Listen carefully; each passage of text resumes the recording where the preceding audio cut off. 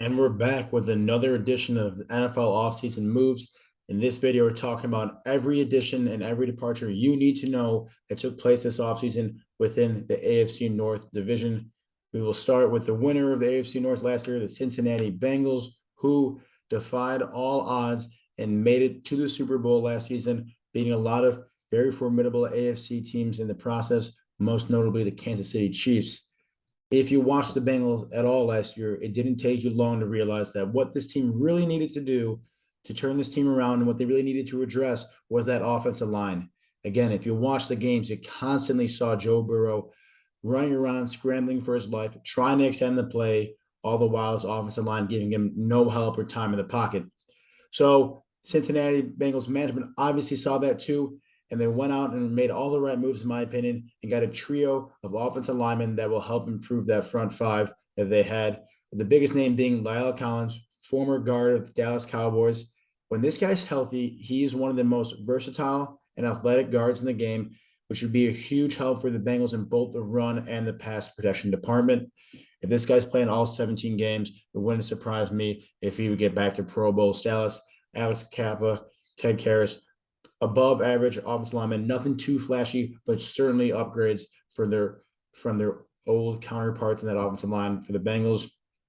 What turned into one of what used to be one of the worst offensive line units in football, now all of a sudden can maybe be even considered a strength for this Bengals team, which is huge to give Joe Burrow a little bit more time to pass through his outstanding trio of wide receivers that they built around him. What I did love is the loss of CJ Uzoma at tight end, who really did it all, but was mainly a pass blocking tight end. But then I loved how they replaced him with Hayden Hurst, pretty solid above average receiving tight end that makes this offense even a little bit more dangerous than with Uzoma's presence. And then on the defensive side of the football, not a ton of activity, but I love the franchise tag of Jesse Bates, who is one of the premier safeties in this league. Also at safety, their first round draft pick, Daxton Hill out of Michigan. Hopefully he can be a little bit of an understudy to Bates, learn a thing or two from one of the games at best.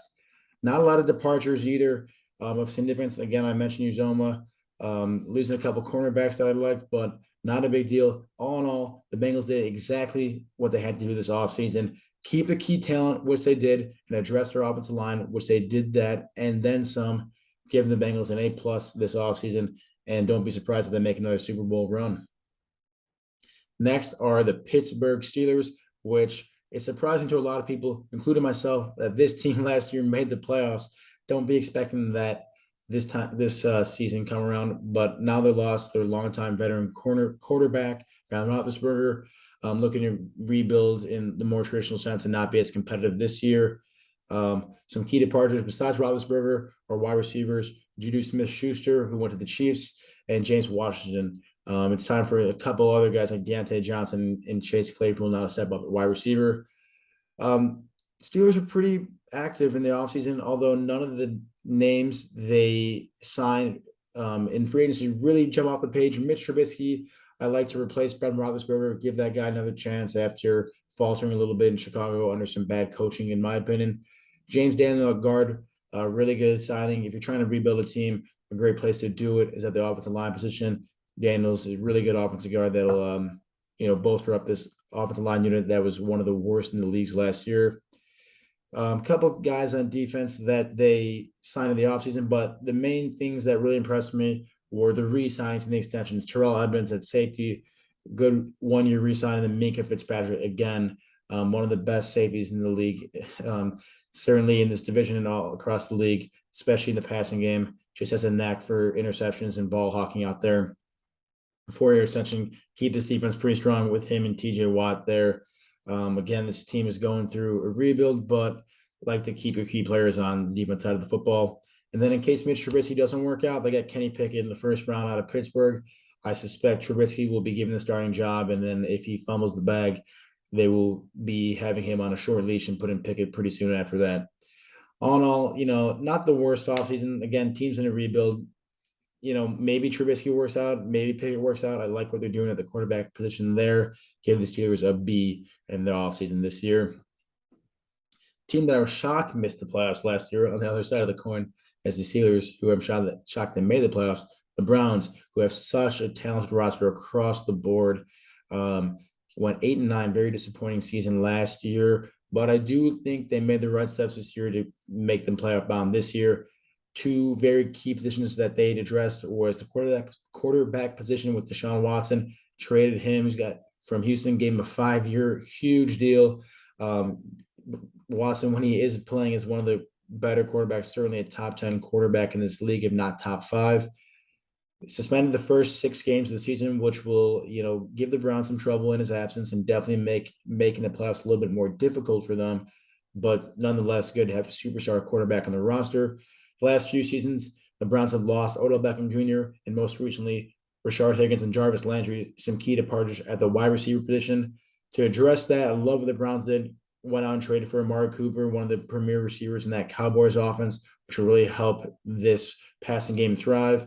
Already have an incredible offensive line and run game. Having Cooper there with Deshaun Watson when he's playing will be huge for that offense. A couple guys like Jakeem Grant, who's a more explosive player. David Njoku, longtime tight end there, solid. Jadeveon Clowney, re-signing there on the defense end alongside Myles Garrett is big. And then Denzel Ward, big 5-year extension, one of the best young cornerbacks in the game. Really excited the Browns kept him. And then trading for another good DN from New England, Chase Vinovich. This Browns team seems very well balanced and pretty well stocked in just about every position of football. Outside of Jarvis Landry, big loss to J.C. Tretter at center. Doesn't matter all that much. It's a big deal because J.C. Tretter is a very good lineman and a good position at center. But this Browns offensive line is just so stacked across the board. His absence won't be felt as much as other teams when they lose one of their premier linemen. And then Troy Hill at cornerback is a guy that I really liked. They got him from the Rams. They just traded him back to the Rams. But again, this secondary is so solid, especially guys like Denzel Ward, Greg Newsome, that, they don't need Troy Hill. It's a good move to trade him away. All in all, offseason grade of B+. It would be higher if if Deshaun Watson be playing from day one. That's obviously out of the Browns' control. I thought it was great. They went out and got him and addressed the quarterback position because obviously Baker Mayfield wasn't getting it done. I think this team, when Watson is in the lineup, is going to be very dangerous. And then the last place Baltimore Ravens, probably the best last place team you'll see in a long time, decimated by injuries last season. Had some signings and some things to address this offseason. I think they did a really good job. They're basically getting a brand new team next year, this upcoming season, because of all the guys who are getting back from injury, along with the draft picks they got and the signings they had in the offseason. Marlon Humphreys and Marcus Peters are two of the premier cornerbacks in this league, especially Humphreys, and they're getting them both back. They got Marcus Williams at safety from the Saints. Very big difference maker back there. And then you get Kyle Hamilton, their first-round pick out of Notre Dame at safety too, makes this secondary one of the best, if not the best, which it is in my opinion, in football. And then what's Baltimore Ravens team if they don't have a solid O-line? They drafted Tyler Lindenbaum, who's considered by many a steal at pick number 25 in the first round to keep bolstering that O-line. Some injury issues with Lindenbaum, and that's why he slipped so much. But if this guy's healthy, along with Morgan Moses and the rest of that offensive line, this is going to be a great offensive unit that the Ravens have been putting out on the field consistently year in and year out. And what's a Baltimore Ravens team without a solid front seven? Getting Michael Pierce at D tackle was a really big deal. It's a great run stopper, one of the better defensive run stoppers in this game.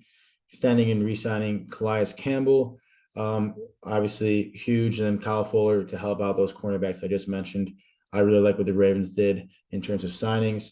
And then key departures, a few guys that they're going to miss, like Marquise Brown, who they traded away to the Cardinals, and losing Miles Bork and Sammy Watkins. I think the Ravens are going to be feeling it a little bit at wide receiver, especially with the fact that Lamar Jackson, a quarterback, isn't a great passer in terms of accuracy. So this team's definitely going to have to lean on the offensive line and the running back and Lamar Jackson's legs to put up a lot of the offensive output. And then, at linebacker, Chris Board, Pernell McPhee, who's been there for a long time, makes them a little bit thinner at linebacker, but they got some young guys stepping up this year through the pipeline that I think will make this Ravens team just fine. And when you have such strong guys in the secondary like the Ravens have, you can afford a little bit to be lacking in that front seven, the guys that fill out the box. But on all, offseason grade of an A-. The only thing that could have done better, in my opinion, was address the wide receiver position with some of those key departures, especially with Brown. Otherwise, I think the Ravens are putting themselves in a really, really good spot to win this season. And that, again, is the video. Hopefully you enjoyed that and learned a few moves that you didn't know that took place. Again, if you liked the video, definitely give it a thumbs up and subscribe to this channel because we're going to keep putting out off-season moves and things that you missed, in addition to picks, bets, predictions throughout the rest of the season. So definitely a worthwhile subscription.